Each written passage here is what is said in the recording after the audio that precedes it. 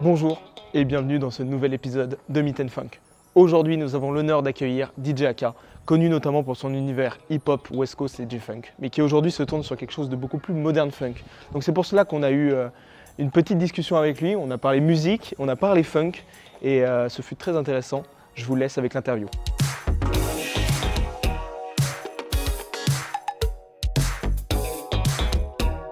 Merci DJ Aka. Merci à toi. D'avoir accepté cette interview.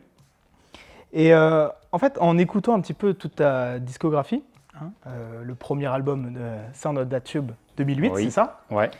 Et en écoutant cet album, ce qui était assez marrant, c'est que je m'attendais vraiment à écouter un album de hip-hop, Ouais. de rap. Et à l'époque, c'était complètement funk en fait. Voilà, donc en fait, j'aimerais que tu me parles un peu de cet album, de ce premier album, comment il a été conçu, d'où t'es venue cette idée de faire un album et comment en fait la musique est venue à toi en fait. Ouais. Alors, c'est juste une précision, c'est mon premier album solo en tant que DJ Aka, mais avant, j'avais sorti d'autres albums avec des groupes de rap. En fait, il y avait justement toute l'époque où j'étais avec le groupe Passe-Passe. Oui, voilà, c'est ça. C'était avant Sound of the Tube. Ok. Après, j'ai fait Sound of the Tube en parallèle parce que à cette époque-là, j'étais très productif. J'avais que ça à faire, que de la musique. Donc, je produisais à fond et j'avais cette influence de Zapp & Roger. Ouais. Donc, j'ai voulu faire mon album solo en parallèle de ce que je faisais avec les projets rap. Avec les groupes, oui. Et tu produisais aussi pour certains aussi. Ouais. Ouais, c'est ça. Ouais.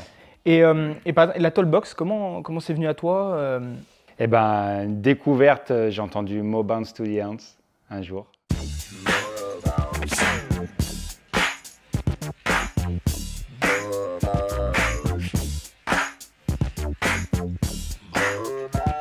Et voilà, j'ai dit putain, mais c'est comment il fait ce son? Donc à l'époque, Internet, c'était pas comme aujourd'hui, hein. Tu trouvais pas tous les renseignements. Et j'ai trouvé sur un site, un blog en américain, il disait Horn Driver, qui veut dire en français c'est moteur de compression, c'est ce qu'on utilise pour la Talkbox. Et moi, Horn Driver, je parlais pas très bien anglais à l'époque, je croyais que c'était avec un klaxon de voiture. Excellent. Et du coup, j'ai demandé à un pote qui m'a récupéré un klaxon dans une casse automobile et tout. Bon, finalement, j'ai laissé tomber le projet et j'ai construit ma première Talkbox avec des haut-parleurs de voiture, les haut-parleurs de voiture de mon grand frère. Tu as construit ta Tollbox, c'est quand même hallucinant. Ouais, le truc. ouais. Et ça marchait? Ça marchait, sauf que en fait, le haut-parleur n'était pas assez puissant pour sortir le son dans le tube. Donc j'ai mis l'ampli à fond, j'ai grillé les haut-parleurs de mon frère. et après, j'ai trouvé la Talkbox un jour sur Paris. Ouais, on allait sur Paris pour masteriser un album. Et je suis allé dans un magasin de musique et j'ai trouvé la Rocktron Banshee. C'est une marque de Talkbox. Et c'était ma première Talkbox. T'en as eu plusieurs? J'en ai eu plusieurs. Ouais. Ouais, d'accord. Et justement, est-ce que sur le côté funk, à part Zapp & Roger, toute la P-Funk, est-ce qu'il y a des groupes qui t'ont marqué Oui. autre que ces groupes-là? Bah justement, ouais. Zapp & Roger, c'est vraiment à part. Tu sais, c'est de la funk, mais c'est un style à part. Exactement, c'est ce que j'allais dire. Ouais. Et sinon, dans la funk classique, enfin classique entre guillemets, j'aime beaucoup. Bon, c'est pas un truc très pointu, mais j'aime beaucoup Change.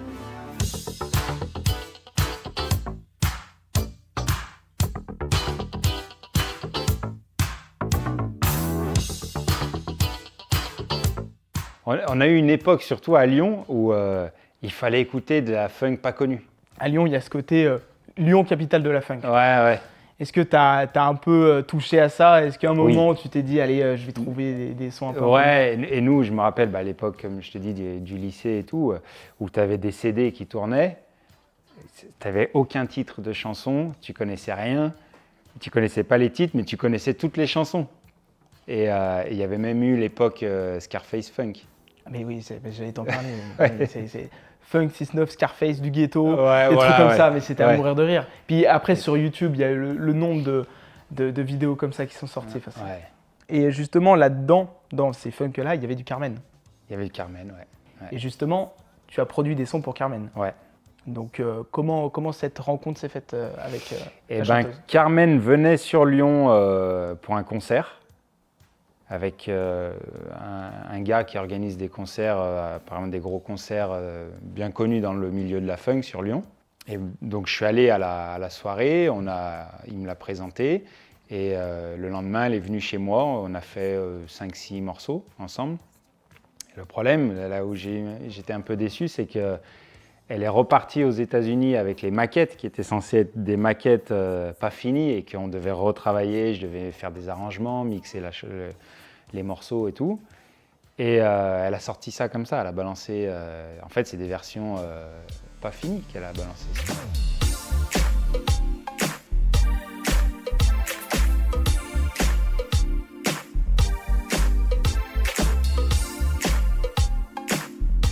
Do It To It, Do It c'est To toi It. qui as fait le... Donc ça, c'était une maquette. Ouais. Parce que le son, je trouve qu'il sonne quand même plutôt bien Ouais, pour une ça- maquette. Ouais, mais c'était. D'accord, Alors, est-ce que derrière, elle a fait faire un mastering, Ça, en machin fait, il mais- n'y en a aucun... Tu sais pas. Non. D'accord. C'était voilà, c'est pour ça, elle l'a sorti à l'arrache et j'étais un peu déçu sur ce côté-là, mais apparemment, il a tourné. Ouais. Et quand vous avez fait les sons ensemble, en tout cas les Ouais. maquettes, quelle était la direction artistique? Est-ce qu'elle voulait quelque chose de funk ou quelque chose de changer sur quelque chose de plus West Coast?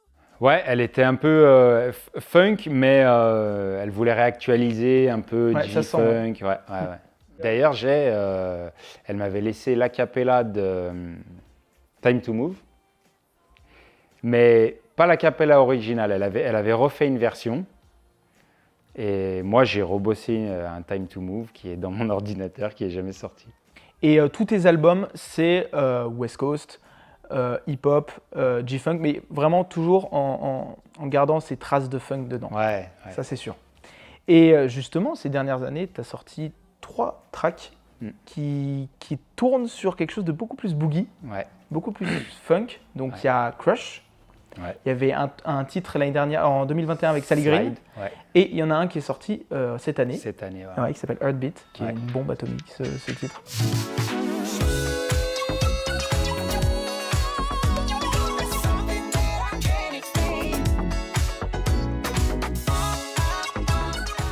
Qui a super bien marché d'ailleurs. Ouais, Heartbeat. Ouais. Pourquoi ce revirement? L'âge, je pense. Parce que, tu vois, l'univers gangsta rap, quand tu as 20 ans, c'est bien, mais après, tu prends de l'âge et puis t'as pas envie de jouer au gangster. Mais t'as quand même, il y a un son qui est sorti, Curious, en février, Ah oui, et qui est beaucoup. Là, on n'est Ouais. pas sur de la funk là. Enfin, on est plus Ouais. sur de la G-funk, Non. West Coast. En fait, j'aime toujours Oui. le G-Funk, West Coast, machin. C'est plus au niveau de l'image, des paroles, tu D'accord. vois, du message que ça transmet. T'as envie de faire quelque chose de plus festif, Festif, joyeux. même si la G-funk en fait c'est hyper festif. C'est festif, ouais. Mais en fait, moi, ce qui m'a plu justement dans la G-Funk, c'est ce côté festif. Et comme c'était en ricain, je ne comprenais pas forcément les paroles. Tu comprends un petit peu. Si tu as envie de déconnecter et écouter juste le flow et la rythmique, tu peux. C'est excellent. Mais c'est vrai que les paroles parfois. Voilà. Et c'est pour ça que, à mon sens, la G-Funk française, c'est quand même difficile à vendre parce qu'on comprend les paroles. Alors je vais te poser une question. Est-ce que pour toi le premier album de Doc Gynéco c'est de la G-funk ou pas? Ah ouais. Ouais, à fond. Ah, parce par que moi, contre, j'aime celui-ci, il est magnifique. Ah ouais, mais j'adore. Ah ouais. Mais justement, je me disais, il y a des grosses influences, mais est-ce qu'il a assumé ce délire West Coast Eh ben, G-funk? j'avais vu une interview de Doc Gynéco, justement, où il disait qu'il était allé en Californie déjà pour faire cet album, qu'il avait contacté des musiciens qui avaient bossé avec Dre et tout. D'ailleurs, il est en photo avec Dr. Dre, Doc Ah, Gynéco. putain, je savais pas ça. Ouais. C'est beau. Et où il expliquait qu'à l'époque, il voulait faire ce côté G-Funk et que c'est lui qui a un peu ramené le truc en France, tu vois. Lui et Kamel, Alliance Ethnique. Oui, le sujet est ouvert de manière claire. Aucune ambiguïté, nos rapports sont sincères. Oui, c'est clair, je vous parle de respect, je vous parle de cette valeur qui se perd en effet. Le monde moderne dissout les... Et ce que je voulais savoir, c'est justement, du coup, tu as fait partie de ce groupe, on va revenir sur Passe-Passe. Donc, tu es arrivé après. Et c'est toi qui as produit le son Street Bounce.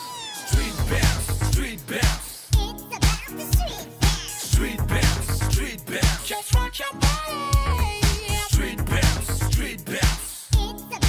Mais moi, ce que j'avais beaucoup aimé dans Street Bounce, c'est Ouais. l'instru qui est hyper boogie. En fait. Ouais. Et c'est là où on va pouvoir faire la transition. Parce qu'en fait, moi, ce son, je l'ai connu grâce à René Simon. Alors, qui est René Simon? Ça, c'est- Le ça, c'est mythe, drôle. René. Le mythe René Simon. Alors, sur YouTube, traîne depuis des années. Ouais. Je sais pas. Ça va faire 8 ans. Et du coup, René Simon, qui s'appelait French Night Lady, je crois. Quelque chose comme ça, le titre. Laisse-moi guider, n'aie pas peur. Pose-moi cette paire de fesses. Garçon dans toute sa valeur. Et moi, je suis un très grand fan de ce qu'on appelle le French Boogie. Ouais. Donc la funk française des années 80. Ouais. Et moi, j'écoute ça, je fais wow, oh, ça groove. Ça groove à mort, c'est incroyable. C'est enregistré mais À l'arrache, n'importe comment, ouais. à l'arrache. Et je l'avais enregistré sur mon téléphone, donc ça s'appelait René Simon French Night Boogie. Je l'écoutais tout le temps et tout. Et après, j'ai découvert qu'en fait, c'était du pipeau, en fait. Ouais. Donc en fait, Et je ne sais pas qui a inventé cette histoire. En fait, l'histoire, si tu veux, j'avais cet instru. Je voulais faire un son funk. Je voulais pas que ça devienne un son de G-funk à la base. Et j'avais un pote qui chantait, il avait fait des refrains avec nous, sur des refrains dans des chansons rap, tu mettais un chanteur qui faisait le refrain et tout. Et je lui passe le son, pareil, il bosse une maquette. Donc il dit 2-3 mots en français, et puis le refrain, c'est du charabia, c'est un yaourt, comme on dit. Voilà, il fait la maquette, et il me l'envoie, je dis « Ah ouais, ça déchire, faut trouver des paroles, faut qu'on la bosse ». Et je pense qu'il l'a fait écouter à quelqu'un d'autre, qu'il l'a passé à quelqu'un d'autre. donc en fait, même G1 ne sait pas qui a mis ça Non. sur YouTube. Non, personne ne sait. En tout cas, ça sort de chez G1, puisque c'est lui qui l'a enregistré chez lui, comme ça, à D'accord. l'arrache. Il a dû la faire tourner à quelqu'un, je ne sais pas qui, et quelqu'un a inventé cette histoire de René Simon. Mais le truc, mais ça tourne vraiment. Et il y en a aujourd'hui qui croient encore qu'il y a un certain René Simon qui a Ouais. fait un French Night Lady Ouais. dans les années 80. Il y a même une date 84. Oui, Il a une date 84. il a inventé une histoire, je ne sais pas. Mais c'est Il excellent. devait s'ennuyer chez lui. Et est-ce que du coup, à l'époque, tu faisais quand même des instrus qui étaient funk, boogie, Ouais. boogie funk. Ouais. Et, Parce que j'ai toujours aimé la funk, mais j'avais pas de chanteur ou de chanteuse funk. Parce que je pense qu'à l'époque, il y a une époque en France où on avait peur, entre guillemets, pas peur, mais De on se chanter. disait Ouais. ah, le chant, non, Ouais. on va rapper. Tu C'est vois. vrai, c'est Et vrai. aujourd'hui, c'est beaucoup plus décomplexe. Mais ça s'est complètement inversé. Mais ouais, c'est ça. Ouais. Mais avant, on chantait pas, Non. on rappait, ouais, c'est Ouais. ça. C'était limite la honte si Oui. tu chantais. Ouais. Mais toi, tu voulais, est-ce que au fond de toi, tu disais un jour, j'aimerais faire un truc bien funk? Ouais. Moi, j'ai toujours manqué d'un chanteur ou d'une chanteuse, tu vois. Maintenant, c'est En tant Ingrid. que producteur, j'avais des rappeurs autour de moi, mais pas de chanteur ou de chanteuse. Et maintenant, du coup, tu as trouvé, il y a le featuring, donc, les deux avec Sally Green Ouais. et avec Adisha. Adisha. Ouais. Exactement. Et Sally Green, du coup, comment ça s'est fait la connexion? Parce qu'elle a fait des choses avec Moffat et Kazé, je crois. Ouais. Ouais. J'ai entendu un son d'elle par hasard sur Spotify, tu vois, qui s'est enchaîné. Et je dis, putain, je vais la contacter sur Instagram. Et le truc, il s'est fait comme ça. Ouais, elle m'a dit OK. Et justement, je lui ai envoyé l'instru de Slide et ça a collé direct. Elle a kiffé la vibe. Le lendemain, elle m'a envoyé une maquette et tout. Elle avait enregistré, putain, mais en une soirée, Elle avait taffé. Je lui ai envoyé la veille. Je me suis réveillé le lendemain matin, j'avais la maquette. My love, you make my temperature rise with your mysterious eyes. And you do I'm like the summertime sky. Et là, on a un EP en préparation. Oh, c'est beau. C'est beau. Alors, un EP, on va centrer funk ou plutôt West Coast? Funk. Là, t'es parti Vraiment sur, dans sur un la délire. lignée de Slide et Heartbeat. Ok. Voilà. Et un EP qui en featuring complet avec Sally Green. Ouais. Donc DJ Aka, Sally Green. Voilà, donc déjà, fin novembre, c'est une première pour moi, un vinyle qui arrive. Oh, c'est beau. Ouais, vinyle qui regroupe Slide, Heartbeat et une version longue de Heartbeat. Un 45 tours. Ouais, À mais l'ancienne. maxi. Hein. Ouais. Un maxi 45 Ouais. tours à l'ancienne avec les. Oh, Voilà. ça, c'est beau ça. Donc ça arrive en novembre. Ok. Et derrière, on enchaînera avec le EP, je ne sais pas trop encore, 5 ou 6 titres, qui sera aussi en sortie vinyle. Vous avez déjà commencé à bosser dessus? Ouais. Ok. Et Il y aura Slide et Heartbeat dessus, Ok. plus 3-4 titres en plus. En plus, un bel EP qui voilà. sera plutôt 2023. Ouais, on 2023, part sur surtout avec 2023. les délais de pressage Bien sûr. qui sont... beaucoup de gens me demandent le Sound of the Tube volume 2, il arrive quand? Alors, il s'appellera pas Sound of the Tube volume 2, mais j'ai déjà quelques morceaux. Donc prêts. tu prépares quand même quelque chose Je prépare, ouais. sur quelque chose de West Coast aussi, G-Funk. Ça sera mélangé, il y aura de tout. Ouais, ça sera un peu West Coast G-Funk, mais aussi funk comme ce que j'ai pu faire avec Sally Green, et aussi son à la Zap. Je veux vraiment tout mélanger, Tes influences en fait. toutes mes influences. Et un petit peu tout ce que tu as fait depuis le début, Voilà, début de ta carrière ouais, en fait. ouais. Excellent. Ouais. Et j'ai aussi commencé un autre son avec Adisha là. Ok. Mais qui ne sera pas dans l'EP. Non, il sera pas. D'accord. Là, c'est l'EP vraiment Sally Green. Sally Green, C'est, voilà, ok. DJ Aka et Sally Green. Bon bah écoute, merci beaucoup. Hein. Mais de rien, C'était avec avec plaisir. grand plaisir. Merci à toi. Merci d'avoir regardé l'interview jusqu'au bout.